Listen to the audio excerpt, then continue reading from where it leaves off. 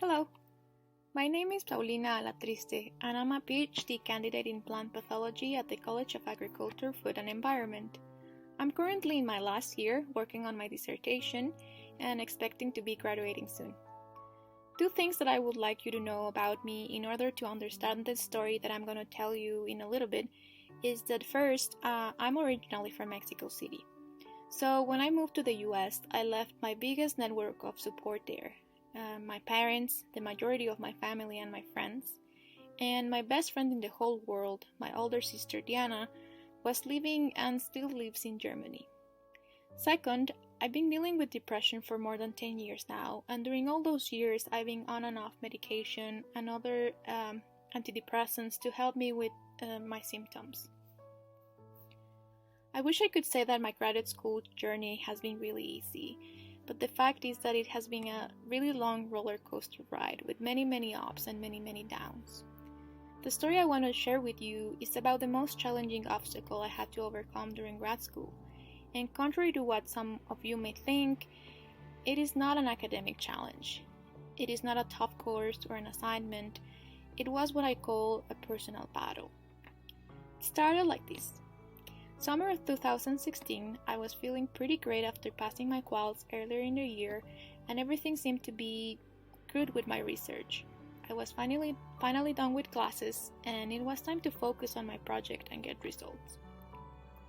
I was feeling so good and confident that when I ran out of my depression medication, I thought it was time to stop taking it completely, and I didn't refill my prescription for the rest of the year. The confidence and happy thoughts stayed with me for a while.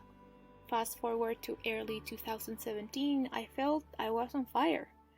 Working 10-hour days, 5 days a week, volunteering on Saturdays, and having Sundays off. I was invincible. I mean, perhaps I was spending less time with my friends, but they were understanding. And maybe I was video chatting less and less with my parents and my sister during weekends, but they were there to support me no matter what, right? Everything was fine. Great. April came, and my best friend and co-worker left. He went back home to Taiwan. But there was no time to be sad, no time to stop or grieve. I had experiments to do, and I couldn't fail my advisor. I mean, he had told me recently that he brought me to the US to work and contribute with science, and that he was paying me every month to do that. So, he was right. I had no time to waste. But after a few months, I started to burn out. It was getting harder to get out of bed every morning. To save more time, I stopped cooking and I was skipping breakfast, having frozen meals for lunch and whatever I could find in my fridge for dinner. I kept telling myself that I had no time to slow down, so I kept going. Until another very good friend of mine moved out of Lexington, and a few weeks later, I completely lost it. I couldn't stop crying for hours at a time, days at a time, and I was feeling pretty hopeless and worthless.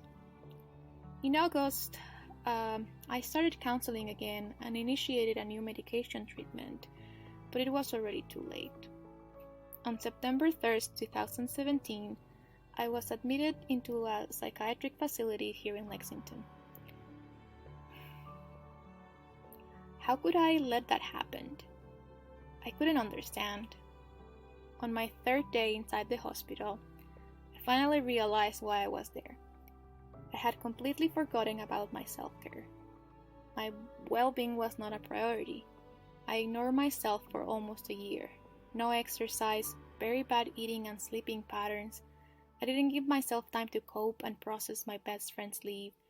I kept my family and friends away, and I missed all the warning signs and symptoms of depression. I want you to know what I have learned.